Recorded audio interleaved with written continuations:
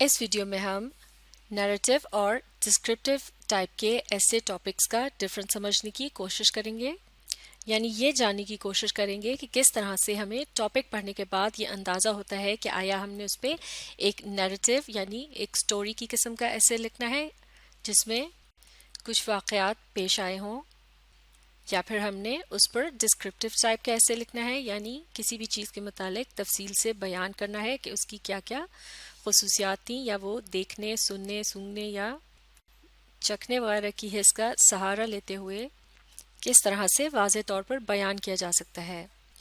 इसके अलावा हम एक्सपोजिटरी और डिस्क्रिप्टिव टाइप के एसेस के माइंड मैप्स को भी स्टडी करेंगे। तो चलिए मिलकर पढ़ना शुरू करते हैं। सबसे पहले पढ़ेंगे हम इन दो टॉपिक्स को जो यहाँ लिखे हैं। इनको पढ़ के अंदाज़ा लगाना है कि इन पर किस किस्म का ऐसे लिखा जाएगा। तो पहले पढ़ते हैं इस टॉपिक को जो कि पर्पल रंग में लिखा है। The day I was trapped in a haunted house, यानी वो दिन जब मैं एक आसेब ज़दा घर में फंस गया। तो इस किस्म के ऐसे में आप क्या लिखेंगे? आप बताएंगे उस दिन के वाक़यात जिस दिन आप एक आसेब ज़दा घर में फंस गए थे। बाज़ औक़ात आपको इस किस्म के टॉपिक्स भी मिल सकते हैं जो कि कभी भी आपकी ज़िंदगी में पेश ना आए हों, लेकिन शायद आपने उससे मिलता जुलता कोई वाक़या सुन रखा हो या फिर आपने ऐसी कोई फ़िल्म वगैरह देख रखी हो। तो फिर आप अपने जहन की मदद से एक तसव्वुराती किस्म का ऐसे लिख सकते हैं जिसमें आप इस अंदाज में लिखने की कोशिश करेंगे कि जैसे ये वाक़या आप ही के साथ पेश आया हो। तो जैसे कि एक कहानी शुरू होती है, एक दफ़ा का जिक्र है से, या फिर बड़े दिनों की बात है वगैरह वगैरह, तो इसमें एक गुज़रे हुए वक्त में पेश आने वाले वाक़यात को बयान किया जाता है। जैसे कि इस दिए गए टॉपिक के मुताबिक आप उस दिन के वाक़यात लिखेंगे जिस दिन आप एक आसेब ज़दा घर में फंस गए थे। तो इस तरह से इस किस्म का ऐसे कहलाया जाएगा एक नैरेटिव, और ये अपनी नौयत के लिहाज से एक फिक्शनल यानी तसव्वुराती ऐसे होगा। लेकिन इसका कुछ हिस्सा ऐसा भी हो सकता है जहां आप डिस्क्रिप्शन का सहारा लेंगे, जैसे कि जब आप अपनी कैफियत के मुतालिक बता रहे होंगे, जैसे कि आप किस चीज़ से खौफज़दा हुए और आपने फिर कैसा महसूस किया। इसके अलावा अगर आप उस आसेब ज़दा घर के खदो खाल के मुतालिक बताना शुरू करें, जैसे कि उसके पर्दों का रंग कैसा था, या फिर उसकी खिड़कियां टूटी हुई थी, जगह जगह जाले लगे थे वगैरह, तो ये भी डिस्क्रिप्शन यानी तफसीली वजाहत के ज़ुमरे में आएगा। लेकिन चूंकि इस ऐसे का ज़्यादातर हिस्सा मबनी होगा आपके साथ पेश आने वाले वाक़यात पर, इसलिए जनरली इसे हम नैरेटिव टाइप का ऐसे कहेंगे। आप पढ़ते हैं अगला टॉपिक और देखते हैं इस पर किस किस्म का ऐसे लिखा जा सकता है। The haunted house near my school, यानी मेरे स्कूल के करीब एक आसेबज़दा घर। तो इस किस्म के ऐसे को लिखने के लिए आप ज़्यादातर किस चीज़ का सहारा लेंगे? जी हाँ, आप सहारा लेंगे डिस्क्रिप्शन का, यानी आप उस आसेब ज़दा घर जो कि आपके स्कूल के करीब ही मौजूद है उसके बारे में आप मुख्तलिफ हक़ाइक़ बताएंगे, जैसे कि वो आपके स्कूल से कितना दूर है, वो देखने में कैसा लगता है। शायद आप उससे जुड़ा एक कोई छोटा सा वाक़या भी बता दें कि जैसे आपकी बॉल वहाँ चली गई और आप उसे जब लेने गए तो आपने वहाँ क्या मंज़र देखा। तो जिस वक्त आप ये बात कर रहे होंगे कि किस तरह से बॉल हॉन्टेड हाउस की खिड़की से अंदर गई या फिर आप कैसे वहाँ पहुँचे, तो मुमकिन है ये हिस्सा कुछ एक्शंस पर मबनी हो, यानी आप यहाँ थोड़ी बहुत नरेशन का भी सहारा ले सकते हैं, लेकिन ज़्यादातर ये ऐसे जो है ये डिस्क्रिप्टिव किस्म का होगा। और एक डिस्क्रिप्टिव ऐसे में किन चीज़ों से मदद ली जाती है? अपने वाइटल सेंसेस की मदद ली जाती है, यानी वो मखसूस हिस्सें जो अल्लाह ताला ने आपको देख रखी हैं, जैसे कि देखने, सुनने, सूंघने, चखने और महसूस वगैरह करने की सलाहियत। मिसाल के तौर पर इसी टॉपिक को सामने रखते हुए अगर आप आसेब ज़दा घर को डिस्क्राइब कर रहे हैं तो आप उसके बारे में कह सकते हैं कि वो देखने में बहुत ही टूटा फूटा और पुराना लगता था, और इस बात की वजाहत में आप कह सकते हैं कि जगह जगह से उसका फर्श उखड़ रहा था, अक्सर खिड़कियां टूटी हुई थीं और उसका रंग रोगन बिल्कुल उड़ चुका था। اس کے بعد اس کے اندر داخل ہونے کے بعد جو منظر آپ دیکھتے ہیں اس کو ڈسکرائب کرتے ہوئے بھی آپ کہہ سکتے ہیں کہ آپ کو وہاں کس قسم کی آوازیں سنائی دیں، جیسے کہ سنسناہٹ کی آواز یا پھر دروازے کی چرچراہٹ کی آواز. تو ان باتوں کا تعلق ہوگا سننے سے. اسی طرح سے اگر آپ یہ بتانا چاہیں کہ وہاں بہت ہی گھٹن محسوس ہو رہی تھی اور اس کے اندر خاصا تعفن تھا، تو اس کا تعلق ہوگا آپ کی سونگھنے کی حص سے. اسی طرح سے اگر آپ نے نل کھولا اور اس کے اندر سے بہت گرم پانی نکلا تو چھو کر آپ بتا سکتے ہیں کہ یہ بہت گرم تھا، تو یہ آپ کی چھونے کی حس ہوگی. یا پھر آپ نے اگر کسی چیز کو جیسا کہ صوفہ وغیرہ ہاتھ لگایا اور آپ کو محسوس ہوا کہ وہ بہت نمی سے بھرپور ہے یا گیلا ہے، تو یہ بھی آپ کی چھونے کی حس میں شامل ہوگا. اسی طرح سے اگر آپ کسی چیز کو چکھ کر کہتے ہیں کہ وہ کڑوی تھی، یا جیسے کہ محاورتاً بھی کبھی کبھار کہا جاتا ہے کہ ہوا میں اس قدر خنکی تھی اور ماحول اس قدر خوفناک تھا کہ میں نے پہلی دفعہ خوف کا مزہ چکھا. تو اب یہاں خوف کوئی ایسی ٹھوس چیز نہیں ہے جسے کھایا جائے، لیکن آپ محاورتاً اپنی چکھنے کی حس کو استعمال کر رہے ہیں یہ بتانے کے لیے کہ آپ کس قدر خوفزدہ تھے. تو اس طرح سے آپ ایک ڈسکرپٹیو ایسے کو دلچسپ بنانے کے لیے اپنے وائٹل سینسز کو استعمال کرتے ہوئے پڑھنے والوں کے ذہن میں اس جگہ کے متعلق ایک نقشہ کھینچ سکتے ہیں. تو اب آپ ان دونوں ٹاپکس کو کمپیئر کر کے اندازہ لگا سکتے ہیں کہ بعض اوقات ایک ہی قسم کی چیز پر دو مختلف قسم کے ایسیز لکھے جا سکتے ہیں، لیکن ہم نے کس قسم کا ایسے لکھنا ہے اس کا اندازہ ہم اس ٹاپک کو پڑھ کر لگاتے ہیں. جیسے کہ The Day I Was Trapped in a Haunted House یہ ہے نیریٹو، جبکہ The Haunted House Near My School یہ ہوگا ڈسکرپٹیو ٹائپ کا ایسے. اس سے پہلے ایک ویڈیو میں ہم نے مائنڈ میپنگ کی سکل سیکھی تھی اور سمر سیزن کا مائنڈ میپ مکمل کیا تھا.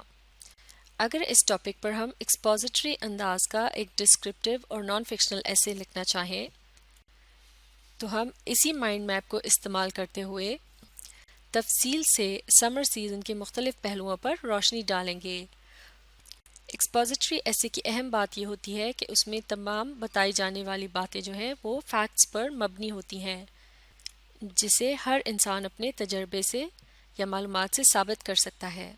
مثال کے طور پر اگر آپ جوس بنانے کا طریقہ سکھا رہے ہیں تو اس کے تمام سٹیپس، اس میں استعمال ہونے والی اشیاء اور اس کا طریقہ وغیرہ یہ سب مل کر ایک ایکسپوزیٹری طرز کی تحریر بنائیں گے.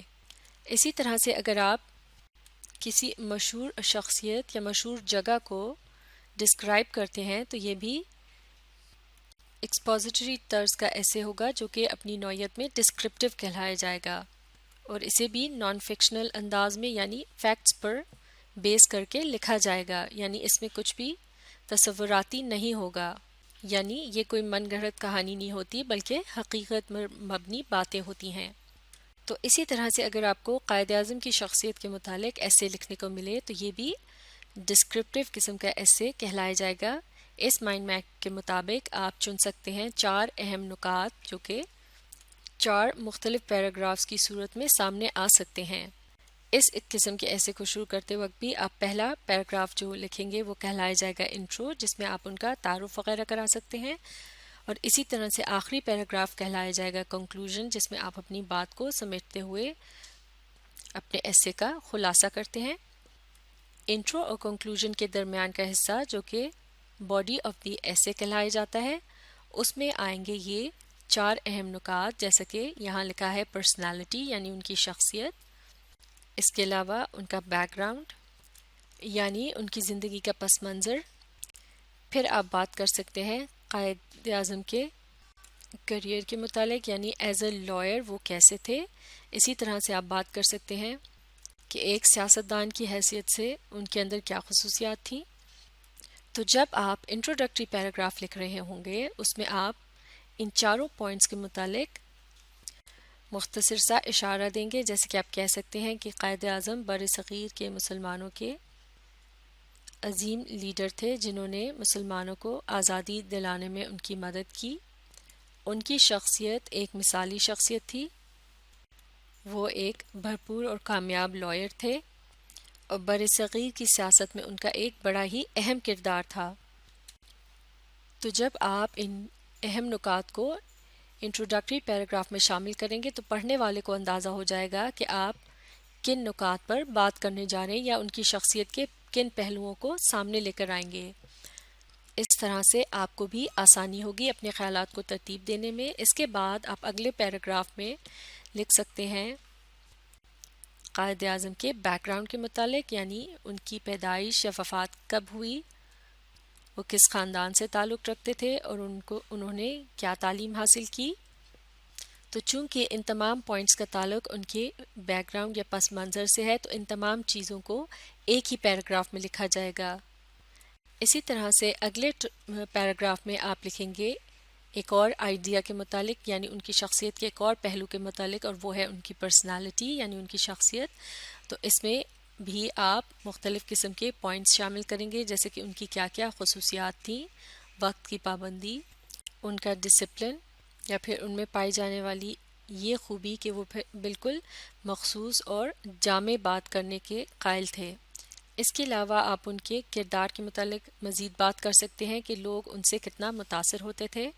یہاں آپ کچھ واقعات کا بھی حوالہ دے سکتے ہیں، یا پھر آپ ان کے ظاہری خد و خال کے متعلق بات کر سکتے ہیں، جیسے کہ وہ کیسا دکھتے تھے اور کس قسم کا لباس زیب تن کرنا پسند کرتے تھے.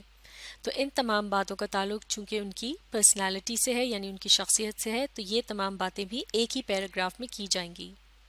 تو اسی طرح سے اگلے پیراگراف میں آپ ان کے کریئر یا پیشے سے متعلق بات کر سکتے ہیں، جیسے کہ بحیثیت ایک وکیل کے وہ بہت کامیاب تھے، ہر کوئی ان سے بخوبی واقف تھا اور انہیں بہت جلد ہی بہت سی شہرت نصیب ہوئی.